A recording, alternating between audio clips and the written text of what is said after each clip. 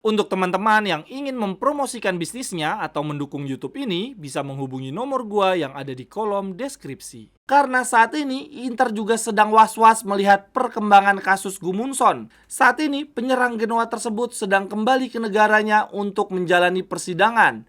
Albert Gudmundsson dituduh melakukan pelecehan seksual terhadap seorang wanita di Islandia dan sidang bandingnya akan berlangsung selama musim panas ini. Jerewetan ceking kita, nyerewetin apa aja. Teman-teman yang sedang kalian saksikan saat ini adalah Cerewetin Inter. Apa kabar teman-teman semua? Semoga dalam keadaan sehat. Hari ini gue punya beberapa kabar menarik dari tim kesayangan kita. Salah satunya adalah gue ingin mengingatkan nih bahwa tanggal penting untuk Inter akan segera tiba, yaitu hari Selasa tanggal 4 Juni waktu Italia. Berarti kalau di Indonesia ya sekitar tanggal 5 lah, hari Rabu. Akan ada pertemuan antara pihak Oktri dengan pihak Inter ya. Untuk pihak Inter sendiri akan diwakili oleh CEO Sport Marotta dan CEO Corporate ya, Antonello. Mereka akan berdiskusi membahas hal yang super penting ya, yaitu merumuskan struktur organisasi Inter yang baru, termasuk menentukan siapa presiden Inter yang berikutnya. Nah, yang menarik teman-teman, sebelumnya banyak beredar bahwa presiden Inter berikutnya antara Zanetti ataupun Marotta ya. Khususnya Marotta nih, banyak yang bilang bahwa Marotta akan mendapatkan posisi yang jauh lebih penting lagi. Akan tetapi beberapa waktu yang lalu Marotta baru saja menegaskan bahwa dia merasa bahwa dirinya tidak dilahirkan untuk menjadi presiden sebuah klub. Marotta merasa lebih nyaman, merasa lebih suka di posisi kerja yang dekat dengan kaitannya dengan sepak bola ya. Sehingga ada kemungkinan besar Marotta akan tetap menjadi CEO Sport ya, akan menjadi Sporting Director Inter. Kalau berdasarkan berita La Gazzetta teman-teman, mereka mengatakan bahwa presiden Inter berikutnya yang akan dipilih pada hari Selasa nanti diperkirakan merupakan orang asli Italia.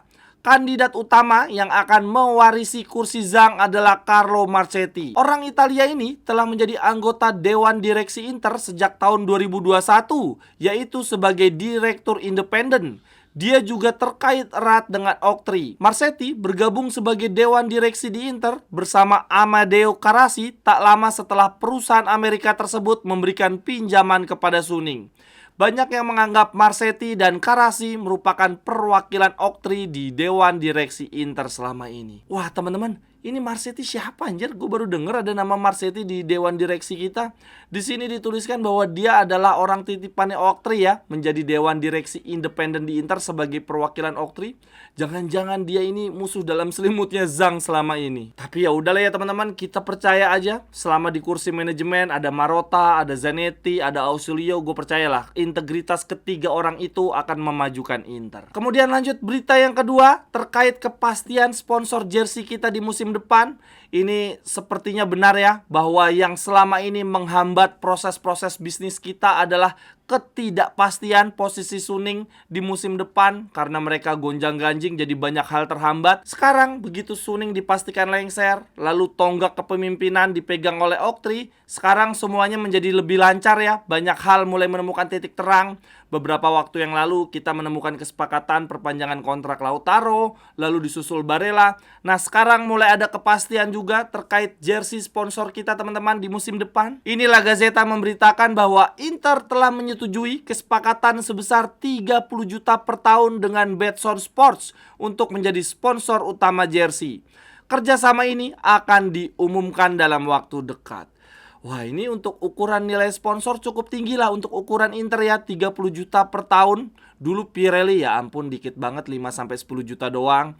Lalu sebelumnya juga pernah ada sih kita kerjasama senilai 30 juta Digital Beats, tapi ujung-ujungnya mereka nggak bayar. Semoga Betson Sports ini pembayaran lancar ya. Ya tapi sayangnya sponsor jersey musim depan kita adalah perusahaan judi ya. Padahal jujur gue udah seneng banget sama Paramount Plus. Gue berharapnya sih sebetulnya Paramount Plus melanjutkan kerjasama dengan Inter. Harusnya kalau cuma beda 5 juta tetap pertahanin Paramount lah, karena kreatif banget.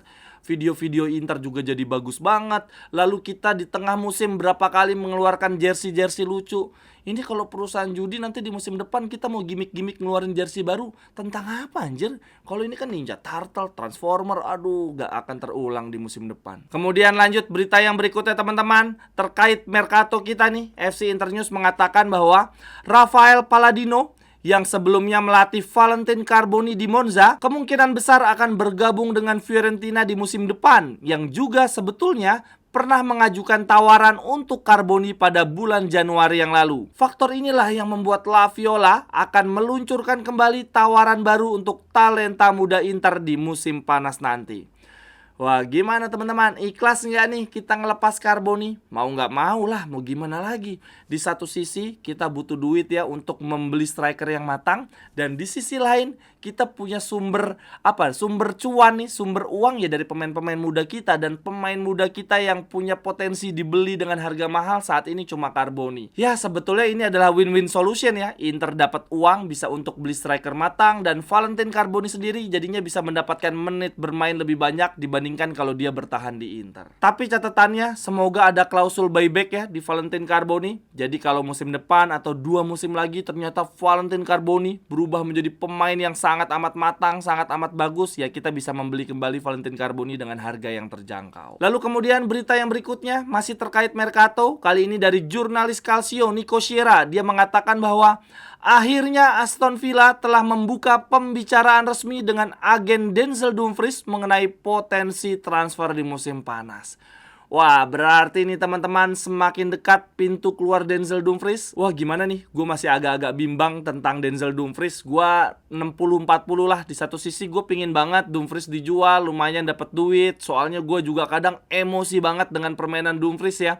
Tapi di satu sisi ada perasaan sayang kepada Dumfries nih. Apalagi kemarin ketika dia duel dengan Theo Hernandez. Ya, dari sisi permainan juga Dumfries kalau lagi on fire, terutama dalam hal defense ya, ngototnya dia sangat diperlukan untuk lini pertahanan kita. Tapi gimana ya, kalau posisinya sekarang ini kalau dia dijual dengan harga 40 juta, lalu kita bisa beli wingback baru yang usianya muda, yang bisa punya kemampuan menyerang jauh lebih baik dibandingkan Dumfries, gue ikhlas-ikhlas aja sih. Ya berarti itu ya catatannya ya, gue berharap Dumfries bisa dijual dengan harga yang bagus, harga yang layak, sehingga uangnya bisa untuk upgrade sisi kanan kita. Akan tetapi permasalahannya adalah Inter sendiri masih belum firm nih, masih belum jelas siapa pemain yang akan diincar kalau Dumfries pergi. Sebelumnya kan erat dikaitkan kita mengincar kapten Napoli Di Lorenzo. Tetapi berita terakhir justru mengatakan Di Lorenzo sekarang sudah sangat dekat berlabuh ke Juventus. Walaupun di sini ada catatan lain teman-teman. Dengan kedatangan Conte ke Napoli, ini bisa mengubah keadaan ya. Conte menyukai gaya permainan Di Lorenzo dan sedang berusaha merayu Di Lorenzo untuk bertahan di Napoli. Lalu kalau dari sisi Inter sendiri, sedang mengikuti bek kanan Girona Arnau Martinez jika terjadi penjualan Denzel Dumfries. Pemain Spanyol berusia 21 tahun ini memiliki klausul pelepasan sebesar 20 juta. Anjir, mahal banget.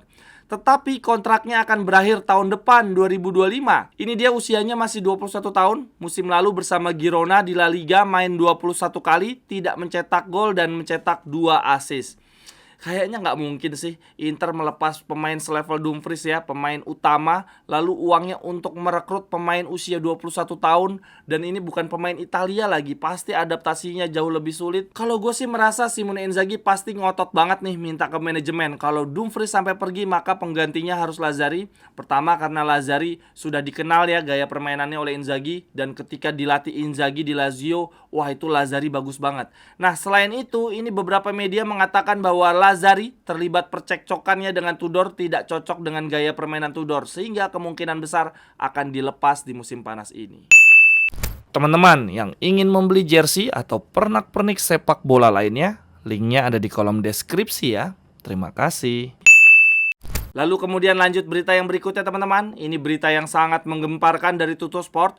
Mereka mengatakan bahwa Kejaksaan Roma sedang melakukan pemeriksaan terhadap 12 kesepakatan transfer yang dicurigai dilakukan demi tercapainya keuntungan raca keuangan atau yang biasa disebut dengan capital gain. 12 kesepakatan tersebut terjadi di antara musim 2017 sampai dengan 2021, yaitu melibatkan Gregory Devrel, Riccardo Marchiza, Davide Fratesi, Nicolo Zaniolo, Davide Santon, Raja Nainggolan, Bryan Cristante, Marco Tuminello, Leonardo Spinazzola, Luca Pellegrini, Kostas Manolas, dan Amado Diawara. Gila teman-teman, ini nama-nama beken banyak banget. Dan di antara nama-nama itu ada yang melibatkan Inter ya. Ketika proses transfer, Inter membeli Raja Nainggolan lalu memberikan Davide Santon dan Nicolo Zaniolo. Akan tetapi di sini ditegaskan bahwa fokus dari pemeriksaan ini adalah pencatatan raca keuangan untuk Roma, bukan Inter.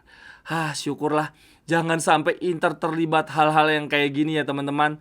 Ini bisa malu banget nanti kita. Gantian diejek-ejek oleh fans Milan, fans Juve. Belum lagi nanti ada pengurangan poin. Atau yang lebih parah lagi, kita tidak bisa melakukan transfer sampai dengan beberapa musim ke depan. Aduh, jangan sampai deh. Lalu kemudian berita yang terakhir untuk cerewetin Inter hari ini teman-teman. Akhir pekan yang lalu, beberapa media Italia kompak memberitakan hal yang sama ya. Di sini dikatakan bahwa Inzaghi terus menginginkan striker kelima untuk musim depan karena Inter memiliki jadwal yang sangat padat. Salah satunya terlibat di Piala Dunia antar klub. Selain Gudmundsson yang harganya mahal tidak kurang dari 30 juta, Inter juga menyukai penyerang Napoli Raspadori. Di sini dituliskan bahwa Raspadori sendiri tidak merasa kerasan karena mendapatkan menit bermain sangat sedikit di Napoli musim ini. Akan tetapi, dengan kehadiran Conte sebagai pelatih baru Napoli, ini bisa menjadi pembeda. Saat ini, Raspadori sedang menunggu kepastian dari Conte ya, apakah dirinya merupakan bagian dari rencana, dari strategi Conte untuk Napoli di musim depan atau tidak. Nah, tapi ada hal menariknya lagi nih teman-teman. Di sini dituliskan bahwa, akan tetapi, ide perekrutan Raspadori ini bisa juga untuk menjadikan dia sebagai striker nomor 4 Inter. Karena saat ini Inter juga sedang was-was melihat perkembangan kasus Gudmundsson. Saat ini penyerang Genoa tersebut sedang kembali ke negaranya untuk menjalani persidangan. Albert Gudmundsson dituduh melakukan pelecehan seksual terhadap seorang wanita di Islandia. Dan sidang bandingnya akan berlangsung selama musim panas ini. Waduh teman-teman, ada-ada aja nih drama Inter di setiap musimnya ya terkait bursa transfer. Masa iya sekarang giliran Gudmundsson sih? Kita butuh banget dia, kita sedang mengincar Gudmundsson. Masa iya proses transfernya harus nunggu proses persidangan dulu nih? Jangan sampai nih kita zong kayak Newcastle waktu beli Tonali ya. Udah beli harganya mahal, ujung-ujungnya baru main sebentar. Malah kena hukuman gak boleh main selama 1 musim. Ini jangan sampai kita terjadi pada Gudmundsson. Lebih baik kita tunggu dulu aja nih kasus persidangannya selesai. Atau udah nih paling bener kita rekrut Raspadori ya. Gue sih gak percaya Raspadori direkrut jadi striker nomor 5. Ini mah namanya terlalu OP 5 striker kita. Lautaro, Thuram, Taremi, Gudmundsson, Raspadori anjir. Biasanya penyerang nomor 5 kan antara muda banget atau udah tua banget lah yang menit bermainnya sedikit. Ini Raspadori usianya masih usia emas dan dia juga nggak jelek-jelek banget. Ukurannya bagus lah untuk level Italia. Masa iya jadi striker nomor 5. Sekian dulu untuk cerewetan Inter hari ini teman-teman. Silahkan tuliskan pendapat teman-teman di kolom komentar. Sampai ketemu di cerewetan-cerewetan berikutnya. Bye-bye, thank you. Cerewetan ceking kita nyerewetin apa aja.